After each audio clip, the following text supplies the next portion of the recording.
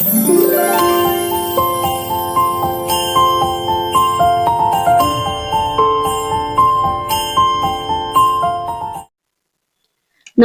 जीजी education point में मैं गार्गी गुप्ता आपका स्वागत करती हूँ। आज हम देखेंगे डेविड कोल्ब का अधिगम चक्र, जो अनुभव से सीखने पर आधारित है। मैं गार्गी गुप्ता द्वारा ये प्रेजेंट किया जाएगा। तो सबसे पहले देखेंगे हम परिचय। डेविड कोल्ब कौन है? डेविड कोल्ब एक अमेरिकी शैक्षिक सिद्धांतकार हैं। उन्होंने अनुभवात्मक अधिगम का सिद्धांत दिया कि यह सिद्धांत बताता है कि लोग अनुभवों से कैसे सीखते हैं। देखिए, इस डेविड कोल्ब के सिद्धांत को अनुभवात्मक अधिगम चक्र, जिसे कहेंगे एक्सपीरियंशियल लर्निंग साइकिल, का नाम दिया गया। यह एक बहुत ही प्रसिद्ध या कह लीजिए पॉपुलर थ्योरी है, जो ये बताती है कि हम अनुभव से कैसे सीखते हैं, एक्सपीरियंस के द्वारा कैसे सीखते हैं। इस सिद्धांत में डेविड कोल्ब ने 4 चरणों की बात की है, या 4 स्टेप्स बताए हैं, जिसकी एक प्रक्रिया है या प्रोसेस है जो बार बार दोहराई जाती है। यह सिर्फ जानकारी को याद करना नहीं है, बल्कि अनुभव को ज्ञान में बदलना भी है। जैसे कि इसका अधिगम चक्र ये बताता है कि ठोस अनुभव पहले करता है व्यक्ति, उसके बाद चिंतनशील अवलोकन करता है, उसके बाद मूर्त अवधारणा का प्रयोग करता है, फिर सक्रिय प्रयोग करता है, और उसके बाद दोबारा से वो ठोस अनुभवों पर आ जाता है। चलिए इस प्रक्रिया को हम डिटेल में देखते हैं थोड़ा सा।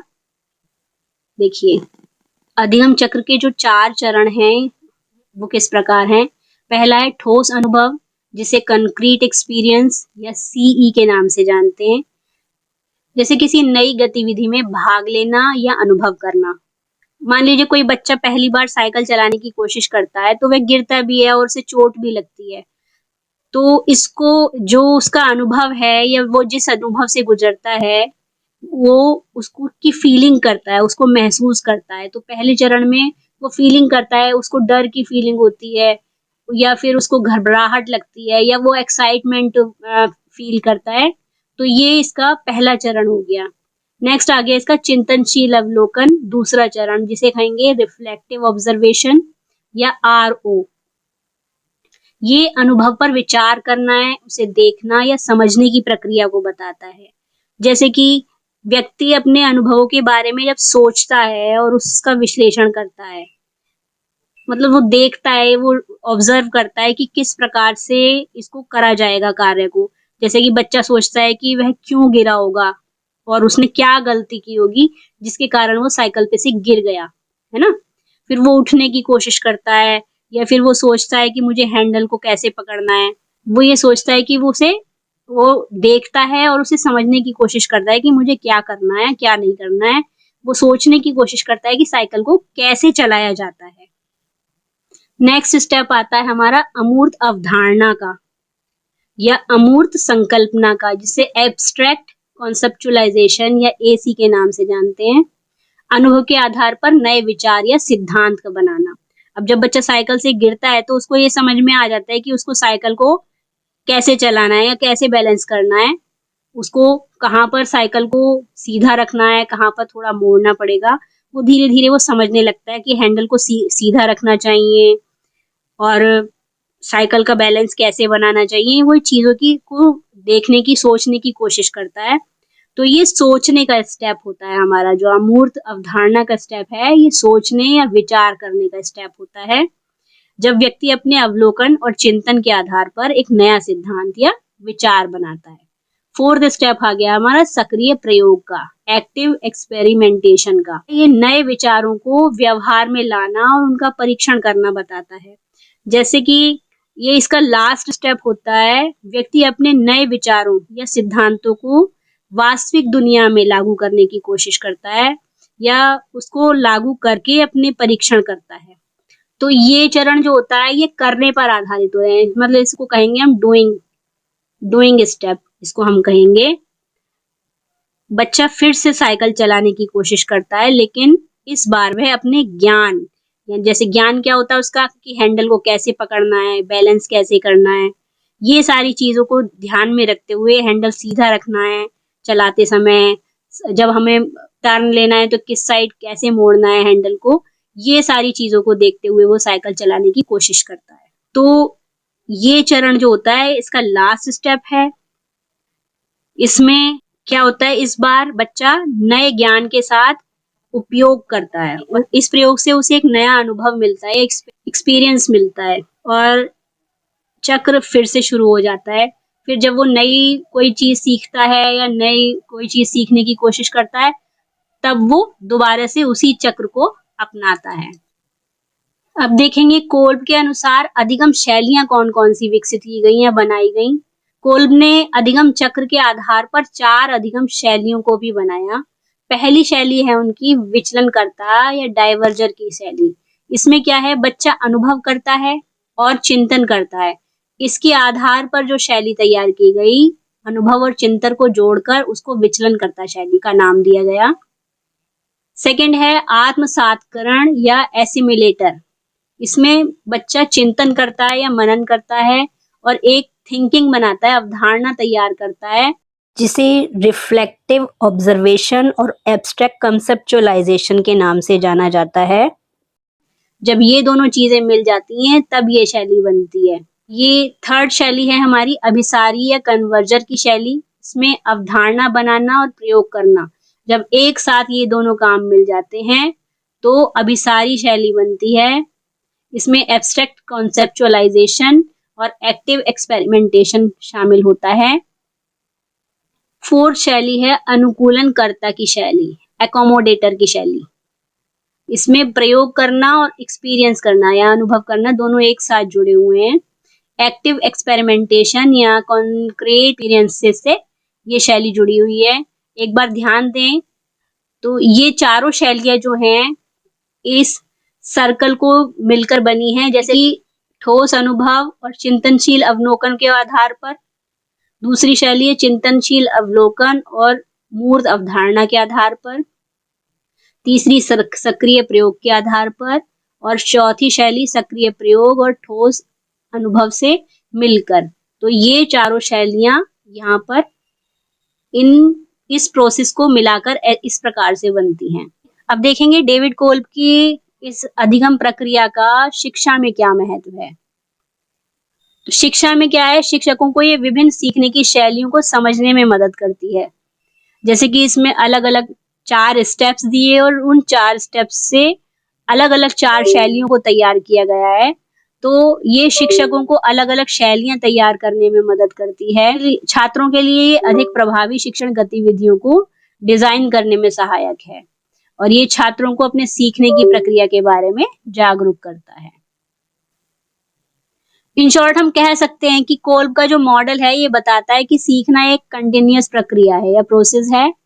यह सिर्फ कक्षा में नहीं बल्कि हर अनुभव से होता है। जैसे कि हमने यहाँ साइकिल चलाने का अनुभव दिया, तो ऐसा नहीं है कि क्लास में ही बैठकर आप सीख सकते हैं। आप बाहर सड़क पे, अपने घर में या खेल के मैदान में भी आप बहुत सारी चीजों को सीखते हैं। तो डेविड कोल्ब का मॉडल यही चीज बताता है। यह एक संपूर्ण अधिगम प्रक्रिया है या प्रक्रिया का एक व्यवहारिक ढांचा है, यानी एक्टिव जो स्ट्रक्चर है वो ये बताता है। चलिए अब देखेंगे इससे रिलेटेड कुछ क्वेश्चंस को, लेकिन उससे पहले मैं चाहूंगी कि जो मेरे चैनल पर नए आए हैं वो लोग लाइक, शेयर एंड सब्सक्राइब जरूर करें मेरे चैनल को और फिर आगे बढ़ते हैं, ठीक है। डेविड कोल्ब का अनुभवात्मक अधिगम चक्र में कितने चरण होते हैं, बताएगा कोई? कितने चरण होते हैं? 6 चरण होते हैं, 5 चरण होते हैं, 31/10 चरण होते हैं या 4 चरण होते हैं? अच्छा, एक काम और करिएगा, ये जो क्वेश्चन के आंसर हैं ये आप अपने आप से भी दीजिएगा और कमेंट में मुझे लिखकर बताते रहिए, या फिर एक साथ इनमें बताइए कि आपने कितने क्वेश्चन के आंसर इसमें सही दिए हैं और उसके बाद मुझे कमेंट बॉक्स में लिखकर बताइएगा कि कितना ये थ्योरी आपको समझ में आई है। तो इसमें है 4 स्टेप्स डेविड कोल्ब ने दिए अपने अनुभवात्मक अधिगम चक्र में, जिसमें मूर्त अनुभव, चिंतनशील अवलोकन, अमूर्त संकल्पना और सक्रिय प्रयोग को शामिल किया गया है। कोल्ब के अनुभवात्मक अधिगम चक्र का फर्स्ट स्टेप या फर्स्ट चरण कौन सा है? तो पहला चरण इसमें क्या है? मूर्त अनुभव, सक्रिय प्रयोग, अमूर्त संकल्पना या चिंतनशील अवलोकन। बताइएगा क्या है। तो पहला चरण इसमें हमारा है मूर्त अनुभव या कॉन्क्रिएट एक्सपीरियंसेस का। कोल्ब के सिद्धांत में चिंतनशील अवलोकन किस क्रिया से जुड़ा हुआ है? करना से, सोचना से, देखना से या महसूस करना से? किससे जुड़ा हुआ है बताइएगा। तो कोल्ब के सिद्धांत में चिंतनशील अवलोकन जुड़ा हुआ है देखना से। चिंतनशील अवलोकन का मतलब है व्यक्ति अनुभव को देखता है और उस पर विचार करता है। तो देखना से जुड़ा हुआ है ये, ऑप्शन नंबर सी इसमें हमारा आंसर होगा।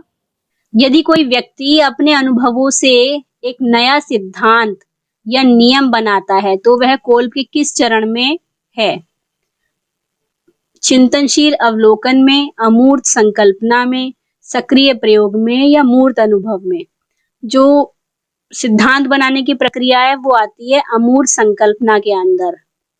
अमूर्त संकल्पना वह चरण है जहां चिंतन के बाद अनुभव को एक सिद्धांत या अवधारणा में बदला जाता है। करके सीखना, लर्निंग बाय डूइंग, कोल्ब के किस चरण से अधिक संबंधित है? अमूर्त संकल्पना से, सक्रिय प्रयोग से, मूर्त अनुभव से या चिंतनशील अवलोकन से? तो ये जुड़ी हुई है सक्रिय प्रयोग से। सक्रिय प्रयोग में व्यक्ति अपने विचारों को व्यवहार में लाता है और करके सीखता है। कोल्ब के अनुसार सीखने की प्रक्रिया का सबसे महत्वपूर्ण हिस्सा क्या है? अनुभव को ज्ञान में बदलना, केवल ज्ञान को याद रखना, सिर्फ कक्षा में व्याख्यान सुनना या समूह में काम करना? तो क्योंकि ये अनुभव सिद्धांत है तो इसका फर्स्ट स्टेप क्या है? अनुभव को ज्ञान में बदलना। देखिए, कोल्ब ने अधिगम को एक ऐसी प्रक्रिया के रूप में परिभाषित किया है जिसमें ज्ञान अनुभव के परिवर्तन से बनता है। तो इसलिए इसका आंसर होगा अनुभव को ज्ञान में बदलना। कोल्ब के अधिगम चक्र की कौन सी विशेषता इसे रैखिक लीनियर मॉडल से अलग करती है? यह केवल वयस्कों के लिए है, यह एक बार में समाप्त हो जाता है, इसमें केवल 2 चरण होते हैं, यह एक प्रक्रिया है जो बार बार दोहराया जाता है? तो ये है एक प्रक्रिया है जो बार बार दोहराया जाता है।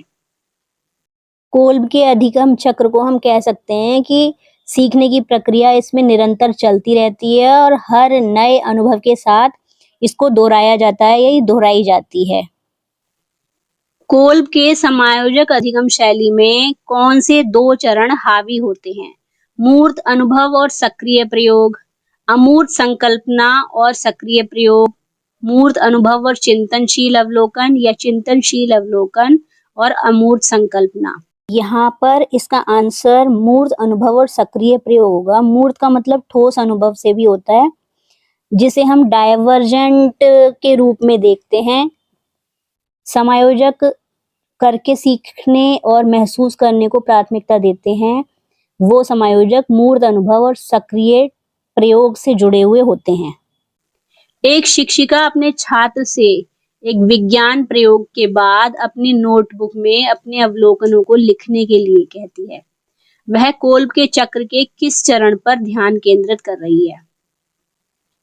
चिंतनशील अवलोकन, मूर्त अनुभव, सक्रिय प्रयोग या अमूर्त संकल्पना? तो वो ध्यान केंद्रित कर रही है चिंतनशील अवलोकन पर। अवलोकन का मतलब क्या होता है? ऑब्जर्वेशन करना या फिर किसी चीज को ध्यान से देखना, उस पर विचार करना, ध्यान केंद्रित करना आदि सभी चिंतनशील अवलोकन का हिस्सा माना जाता है। यह एक स्टेप कह सकते हैं हम इसे, ये चिंतनशील अवलोकन का चरण है। कोल्ब के अनुभवात्मक अधिगम चक्र का मुख्य उद्देश्य क्या है?